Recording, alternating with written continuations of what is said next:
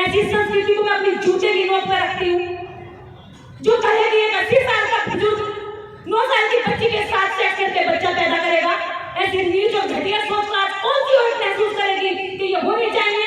कौन सी ऐसी माँ यहाँ पर बैठी है जो कहेगी कि मैं 80 वर्ष के बुजुर्ग के साथ अपनी 9 साल की बच्ची की शादी कर दूंगी? है कोई बात? तो वैसे ही आज गांधी के जो सोच वाले लोग हैं वो कभी कांग्रेस के रूप में आ जाएंगे, कभी बीजेपी के रूप में आ जाएंगे, कभी आप के रूप में आ जाएंगे, कभी अन्य के रूप में आ जाएंगे, लेकिन वो कभी आपका भला करने के लिए डॉक्टर अम्बेडकर की तरह माँ के रूप में नहीं आएंगे। तो हमें जागरूक करने के लिए हर दिन जैसे हम अपनी रोजी रोटी चलाने के लिए दिन में 8 घंटा मेहनत करते हैं, ऐसे हमें अपने मिशन मूवमेंट को बचाने के लिए दिन में 3 घंटा 2 घंटा जरूर देने चाहिए। तभी हम इस देश के अंदर सर्वाइव कर सकते हैं, तभी हम अपने अधिकार बचा सकते हैं। बताओ, कोविड से मर रहा है, बीमारी से मर रहा है, प्लेग से मर रहा है, रोग से मर रहा है, टीबी से मर रहा है, लेकिन दवाई खाने को तैयार नहीं है। 12 साल की 9 साल की बच्चियां हैं, उनका इस कदर यौन शोषण होता है कि उनकी जान की हड्डियां टूट जाती हैं। उनका इस कदर शोषण होता है कि उनके जान के बीच का जो मांस है वो लोथड़े लोथड़े और छिपड़े बनकर बिखर जाता है। और जब वो मर जाती है तो मंदिरों के पीछे बनी जगह में उन्हें दफन कर दिया जाता है। सारे पुरुष उस महिला का शारीरिक शोषण करते थे केवल एक मुट्ठी अनाज खिलाने के लिए।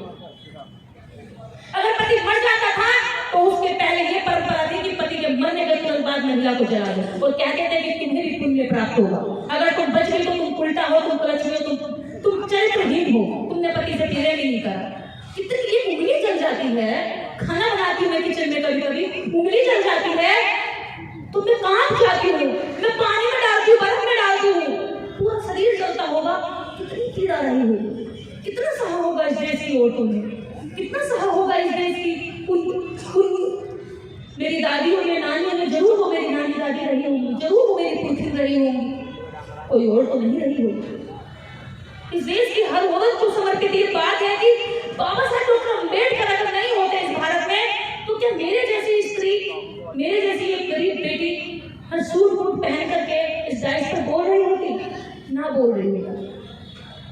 मैं तो कहीं गाँव में ही किसी साहूकार के लिए गोबर उठा रही होती, उसके खेत में मजदूरी कर रही होती, बेगारी कर रही होती। अगर सुंदर हो रही होती तो मुझे अपना मुंह काला करके रखना पड़ता इस डर से कि कहीं बड़ों घर का आदमी देख लेगा तो मुझे शाम को कहीं हवेली पे न बुला जाए। आज भी दहशत है। बुंदेलखंड के एरिया में 2018 की घटना बता रही हूँ, बुंदेलखंड में ऐसा होता है। मुझे कहीं से टिकट लेकर के चुनाव में लड़ना, जो मैं इतनी बात बोलूं जितनी आपको खुश कर सके। मैं हर वो बात बोलूंगी जो समाज के लिए जरूरी है, जो समाज में सुधार के लिए जरूरी है। दवाई दी जाती है तो सारी गोलियां मीठी नहीं होती, कड़वी भी होती। मुझे आपको खुश नहीं करना है, मुझे आपको सुखी करना है। और सुखी करने के लिए जिस तरह माँ मारती पीटती भी है और डांटती भी है, उसी तरह एक सामाजिक कार्यकर्ता की जिम्मेदारी बनती है कि वो मुंह देखकर नेता की चापलूसी ना करे और अपने समाज को गुमराह ना करे। माँ को अपने बच्चे से लालच नहीं होता है। बाबा साहब डॉक्टर अम्बेडकर ने गांधी को यही बात कही थी जब ये बात चल रही थी कि डॉक्टर अम्बेडकर तुम कैसे दलितों के मसीहा और नेता हो सकते हो, तुम तो सूट और बूट पहन के रहते हो। दलितों के मसीहा तो गांधी है। गांधी लुंगी में रहते हैं, नंगे रहते हैं, फटीचर लोगों को लेकर के फटीचर रहते हैं। बाबा साहब डॉक्टर अम्बेडकर ने कहा कि गांधी दलितों की नर्स हो सकते हैं, गांधी दलितों की दाई हो सकते हैं जो बच्चा पैदा करती है, अपनी फीस लेती और चली जाती है, लेकिन दलितों की माँ तो डॉक्टर अम्बेडकर ही है जो पैदा होने से जवानी तक ध्यान रखती है, जो हमेशा के लिए उन्हें प्यार करती है, उनकी केयर करती है, उनके जीवन में अच्छा समझती है और सोचती है। तो वैसे ही आज गांधी के जो सोच वाले लोग हैं वो कभी कांग्रेस के रूप में आ जाएंगे, कभी बीजेपी के रूप में आ जाएंगे, कभी आप के रूप में आ जाएंगे, कभी अन्य के रूप में आ जाएंगे, लेकिन वो कभी आपका भला करने के लिए डॉक्टर अम्बेडकर की तरह माँ के रूप में नहीं आएंगे। ये आपको पहचान करनी पड़ेगी। तो आज वैसे ही बीजेपी हम महिलाओं की नर्स बनने की कोशिश कर रही है, हमारी माँ डॉक्टर अम्बेडकर की विचारधारा को पीछे रख करके, जो सिर्फ हमें दिखावा और छलावा दे सकती है, महिलाओं के नाम पर 50% महिलाओं के लिए सीटें पक्की कर रही है, जो मनुवादी बच्चे तैयार करती हैं, जो ऐसे बच्चों को तैयार करती हैं जो स्कूल कॉलेज और यूनिवर्सिटी में जाकर के हमारे बच्चों का शोषण करते हैं। पहले जाके पूछते, उसके बाद उनके साथ टिफिन और लंच शेयर करते हैं, जो स्कूलों तक में जाके पूछते हैं। तो ऐसे बच्चों को तैयार करने वाली महिलाएं किस तरह का कानून तैयार करेंगी हमारे खिलाफ, ये आपको सोचना है। तो ये महिला आरक्षण हमें नहीं चाहिए, इस आरक्षण की हमें जरूरत नहीं है। हमें जरूरत है कि अभी हमारी महिलाएं स्कूलों तक नहीं पहुंची हैं, अभी हमारी महिलाएं प्राइमरी स्कूलों तक नहीं पहुंची हैं, हमारी बच्चियों की शिक्षा रुकी हुई है। हमारी बच्चियों को आप समान शिक्षा दो।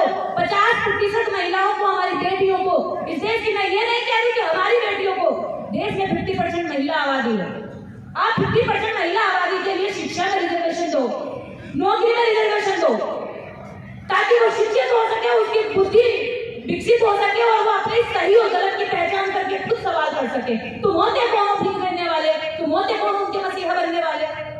वो अपने बारे में सही और गलत खुद सोचे, इतना बिना शिक्षा तैयार क्यों नहीं करते आप? तुम चाहते हो कि वो अपनी मानसिकता से अपंग रहे और तुम उनका भला करने का नाटक उनको चलते रहो। हमें हमारी विचारधारा के लिए, हमारे लोगों को हमें जागरूक करने के लिए हर दिन, जैसे हम अपनी रोजी रोटी चलाने के लिए दिन में 8 घंटा मेहनत करते हैं, ऐसे हमें अपने मिशन मूवमेंट को बचाने के लिए दिन में 3 घंटा 2 घंटा जरूर देने चाहिए। तभी हम इस देश के अंदर सरवाइव कर सकते हैं, तभी हम अपने अधिकार बचा सकते हैं। बहन बेटियों को बराबर का सम्मान देने का रिकॉर्ड इस भारत के अंदर केवल अम्बेडकरवादी विचारधारा का रहा, जिसका प्रमाण है कि आज जो मंच पर बैठी हैं, वरना महिला पैर की जूती कही गई है मनुस्मृति के तहत। मनुस्मृति औरतों को कुर्सी पर बैठने की इजाजत नहीं देती है। आजादी से पहले औरत को सती के नाम पर पति के साथ जलाया गया, बहु प्रथा के नाम पर ससुर ने भी महिला का शोषण किया, देवर ने किया, जेठ ने किया, घर में जितने भी पति होते पुरुष होते थे, विधवा के साथ लोग शोषण करते थे। ये आज की स्थिति थी। इस देश की समस्त औरतों को मैं बता रही हूँ, केवल दलितों की महिला की स्थिति नहीं थी, इस देश की समस्त औरतों की स्थिति थी कि अगर पति मर जाता था तो आजादी से पहले की बात मैं बता रही हूँ कि इस देश में सती प्रथा रही, बहु प्रथा रही, देवदासी प्रथा रही। देवदासी के नाम पर 9 साल की, 8 साल की, 12 साल की बच्चियों को 80-80 वर्ष के पेट निकले हुए पुजारी उनका यौन शोषण करते थे। मिस कैथरीन लियो मदर इंडिया अपनी किताब में लिखती हैं, जिसको भारत में बैन कर दिया गया था। मिस कैथरीन लियो जब इस भारत में सर्वे करने आती कि असली भारत दिखता कैसा है, तो मिस कैथरीन लियो कहती हैं कि जो मंदिर में 8 साल बाल विवाह इसी भारत की खूबसूरती रही है। बाल विवाह के तहत जब तो हॉस्पिटलों में जाकर जांच करती हैं, सर्वे करती हैं, पूछताछ करती हैं, तो ब्रिटिश गवर्नमेंट ने जो स्कूल को हॉस्पिटल खोले थे पहले, तो यहाँ पर लोग हॉस्पिटल जाने को तैयार नहीं थे कि नहीं हमारा देवता नाराज हो जाएगा अगर हम अंग्रेजी दवाई खाएंगे, तो हमारा देवता नाराज हो जाएगा, हम अंग्रेजी दवाई नहीं खा सकते जी। लेकिन अंग्रेजों ने कहा ये मूर्खों को कैसे समझाएं बताओ, कोढ़ से मर रहे, बीमारी से मर रहे, प्लेग से मर रहे, रोग से मर रहे, टीबी से मर रहे, लेकिन दवाई खाने को तैयार नहीं है। बड़ी मुश्किल से इनको मनाया गया कि ये दवाई खाएं, और दवाई औरतों के लिए पर्दा अस्पताल, आपको शायद इतिहास पढ़ा हो तो आपको पता हो कि पर्दा अस्पताल भारत में बनाया था अंग्रेजों ने, क्योंकि औरतों को पर्दे में रखा जाता था और उन औरतों को पर्दे में ही लाया जाता था हॉस्पिटल के अंदर। जो बड़े घरानों की होती थी वो डोली पालकी में आती थी पर्दे के अंदर, और डॉक्टर का मुंह पता नहीं चलता था, डॉक्टर को दिखती कैसी लेकिन इलाज कर देता था, क्योंकि उनका मकसद था कि इनका इलाज हो। तो डॉक्टर मिस कैथरीन लियो कहती हैं कि जब मैंने अस्पतालों का दौरा किया भारत में, तो अस्पतालों के अंदर ऐसी रिपोर्ट तैयार हुई कि हर अस्पताल से ऐसी बेटी, ऐसी औरतें, ऐसी बच्चों की जीवन की जो समस्याएं हैं वो वहां रिपोर्ट बनकर ब्रिटिश गवर्नमेंट के पास जाती हैं कि यहाँ इस देश के अंदर बाल विवाह को जल्द से जल्द खत्म किया जाए, अन्यथा इस देश में कुपोषित बच्चे के अलावा और कोई बच्चा पैदा नहीं होगा। 9 साल की बच्ची के साथ 40 साल के पुरुष की शादी हो जाती है। पुरुष की कोई उम्र नहीं होती, किसी भी उम्र में शादी हो जाती है, लेकिन बच्ची की उम्र है कि उसकी पीरियड से पहले शादी हो जानी चाहिए, वरना पिता को पाप लगेगा। ये है इनका ज्ञान, बाहर ढूंढी हो तुम्हारा ज्ञान। अनमेच्योर बच्चों का तुमने शोषण किया और तुम कहते हो तुम बड़े ज्ञानी हो। ये इनका ज्ञान है, जिस ज्ञान में सती प्रथा, बाल विवाह, बहु प्रथा, देवदासी प्रथा, वैश्यवृत्ति, ये सब इन्होंने दिया है। ये इनकी ज्ञान की उपज है। और ये महाज्ञानी खुद को कहते हैं कि हम बड़े ज्ञानी हैं, हम बड़े पूजनीय हैं, हमको पूजा जाए। वो है तुम्हारी संस्कृति। ऐसी संस्कृति को मैं अपनी जूते की नोक पर रखती हूँ। जो कहेगी एक 80 साल का बुजुर्ग 9 साल की बच्ची के साथ सेक्स करके बच्चा पैदा करेगा, ऐसी नीच और घटिया सोच का आज कौन सी औरत महसूस करेगी कि ये होनी चाहिए? कौन सी ऐसी माँ यहाँ पर बैठी है जो कहेगी कि मैं 80 वर्ष के बुजुर्ग के साथ अपनी 9 साल की बच्ची की शादी कर दूंगी? है कोई माँ तैयार हो इसके लिए? अगर तैयार हो तो तब तुम हिंदू हो, अगर तुम तैयार नहीं हो तो तुम हिंदू नहीं हो, क्योंकि हिंदुओं की परंपराएं थी। अभी कहोगे गर्व से कि तुम हिंदू हो? अरे घृणा आती है मुझे कि हमें हिंदू कहा गया, हमें जबरदस्ती हिंदू कहा गया। घृणा आती है मुझे कि 8 साल की बच्ची का इस कदर यौन शोषण होता है कि उसके शरीर की, उसके जांघों की हड्डियां टूट कर फैल जाती है और डॉक्टर भी वहां रोती है कि हम इनका इलाज क्या करें। हम मांस को सिल सकते हैं, हड्डियों को कहां तक सिलें? हर दिन ऐसे केस आते हैं। तभी नीच और घृणा देख करके अंग्रेजों की मानवता भी कांप उठी। उन्होंने कहा कि इस देश में बेहद गंदे कानून है, ये अंग्रेजों को भगाने का मुहिम कभी नहीं चलाते। ये तो अंग्रेजों ने इस देश की उन्हें मानवीय और पूर्ण परंपराओं के खिलाफ जो कानून बनाए, उन्हें मजबूरी में भगाना पड़ा कि करोड़ों जनता जो मुफ्त की हमारी नौकर है, जो मुफ्त में हमें यौन शोषण करने के लिए मिल जाता है, वो हमें करने नहीं मिलेगा। ये अंग्रेज तो हमारा मजा लूटने का सारा रास्ता बंद कर रहे हैं, इसलिए कहा कि अंग्रेजों को भगाओ। और यही इनकी मजबूरी हुई कि बाबा साहब डॉक्टर अम्बेडकर को संविधान सभा का अध्यक्ष बनाया गया। ये बाबा साहब को भी नहीं घुसने देते उस सभा में।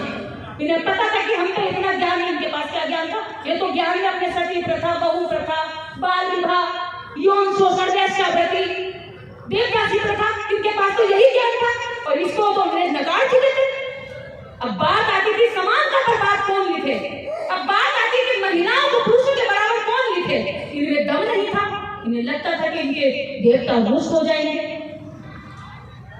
तो ऐसी घटिया सोच का काट करने की हिम्मत केवल भारत के अंदर एक मसीहा ने दिखाई, जिसका नाम है बाबा साहेब डॉक्टर भीमराव अम्बेडकर। मेरे जैसी आज शरीर से एकदम से चुस्त फुर्तीली और स्ट्रॉन्ग बेटी अगर आज खड़ी है, तो केवल और केवल ये वो देन है जो भारत का संविधान कहता है कि मुझे विवाह करने की आजादी है।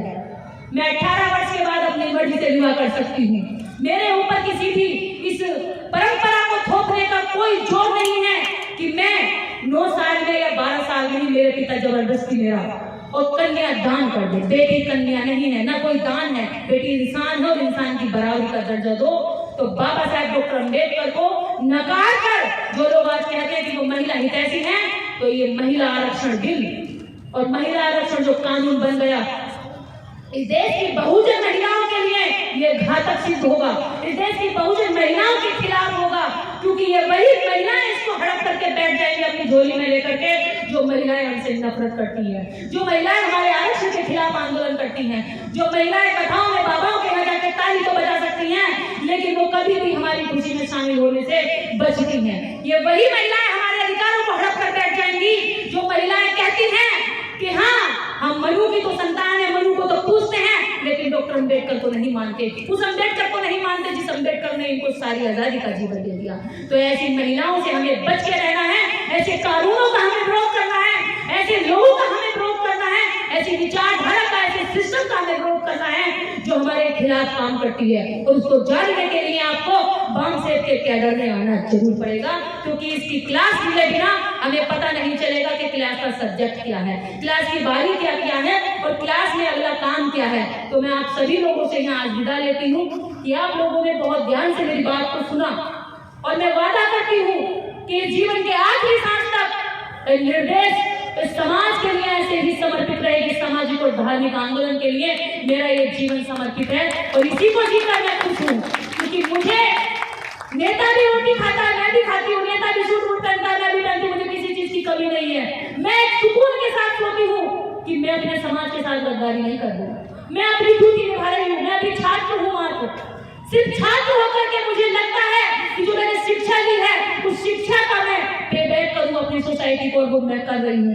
मैं इस देश की वो बाकी बेटी हूं जो रूढ़ियों को, परंपरा को, जो आर्टिकल 30 के अंदर कहता है कि रूढ़ियां, परंपराएं, वो मान्यताएं, वो घोर अपराध की जो बातें हैं जिसको हम चलते आ रहे थे, उन सब मान्यताओं को आज से खत्म करके भारतीय संविधान को लागू किया जाता है। मैं संविधान के आर्टिकल 30 की इज्जत करती हूँ और एक जागरूक नागरिक होकर के इस देश की समस्त जनता से आह्वान करती हूँ कि इंसान बनो, हिंदू, मुस्लिम और जो धर्म के ऊपर हो रही राजनीति है इससे अपने बच्चों को बचाओ, इस आग से अपने बच्चों को बचाओ।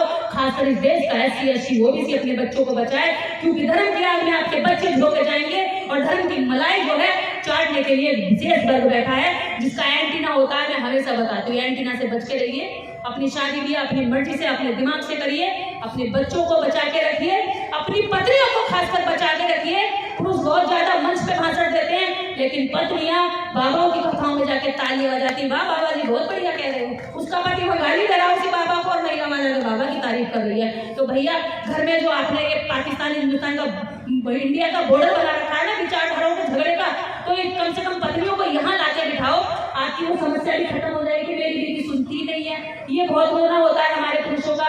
तो इनको इस तरह से क्लासों में लाओ, पाठशाला में बिठाओ, ये जागरूक होंगी तो ये आपका माथा कम परेशान करेंगी। नहीं तो ये आपको कहीं कहाँ जा रहे हो, कितनी देर में आओगे, इतनी देर क्यों हो गई, क्यों आए गए सामाजिक आदमी, मैंने खिलाऊंगी से रोटी, मैंने दूंगी से चाय, ले आते हो 4 लोगों को, कहाँ कहाँ घूमते फिरते रहते हो। ये सारी समस्याओं से छुटकारा पाना है तो महिलाओं को भी अम्बेडकरवादी बना। अगर आपके पक्ष में कानून बनाने के लिए बात करें संसद की, पार्लियामेंट की, राज्यसभा की, तो वहां आपके लोग नहीं है। जो आपके लोग आपके रिजर्वेशन से चुनकर गए हैं वो सिर्फ नेता बने हैं, किसके, पार्टियों के। आपके लीडर नहीं है वो। अगर आपके होते तो आपकी बात करते, आपकी तकलीफों में शामिल होते। अगर वो आपके होते तो ऐसे सोशल मूवमेंट आज हम जैसे सड़क पे चलने वाले आप लोगों को नहीं चलाने पड़ते, वो लोग चला रहे होते अपने लोगों को जागरूक करने के लिए, और उनकी इज्जत भी हो रही होती, क्योंकि वो जाते हैं सिर्फ इसलिए कि उनको एक कुर्सी मिल जाए, उनको वहां चुटकुले करने के लिए संसद मिल जाए, उनको आजीवन तक पेंशन मिल जाए, उनको कैंटीन का 1 रुपए की थाली का खाना मिल जाए, उनके बच्चों को, उनके बेटियों को जीवन भर के लिए मौज मस्ती का जीवन मिल जाए, और इतना सारा धन मिल जाए कि आने वाली 2-3 पीढ़ियां मजे से जिंदगी जी सके। बाकी समाज की कोई मतलब नहीं। ऐसे नेताओं से सवाल करो कि जब ये महिला रिजर्वेशन की बात संसद में चल रही थी तो तुम कहां सो रहे थे, तब तुमने अपने समाज की महिलाओं की बात क्यों नहीं करी। इस बात पे मैं एक महिला की तारीफ करूंगी जिसने राम मंदिर बनवाने में अपना पूरा जोर लगा दिया, उमा भारती। उमा भारती ने इस पर खूब बोला है। उमा भारती ने कहा है कि ये महिला रिजर्वेशन जो है ये केवल सवर्ण महिलाओं के लिए है, ये OBC की महिलाओं के लिए नहीं है। और मैं तारीफ करूंगी उस महिला की, उसने अपना जो है राज्य ही खो दिया, उसके बाद में पार्टी ने उसकी वैल्यू खत्म कर दी है, क्योंकि जो बोलेगा वो खोएगा, जो चुप रहेगा वो पाएगा। उन्होंने अपनी पार्टी में ये एजेंडा सेट कर रखा, नेताओं को पता है कितना बोलना कितना नहीं बोलना। और एक राजनीतिक, आपको मेरे शब्दों से कुछ आहत भी हो सकते हैं, यार मेरे शब्दों से मनुवादी आहत भी होते हैं, अपने लोग भी हो जाते हैं, क्योंकि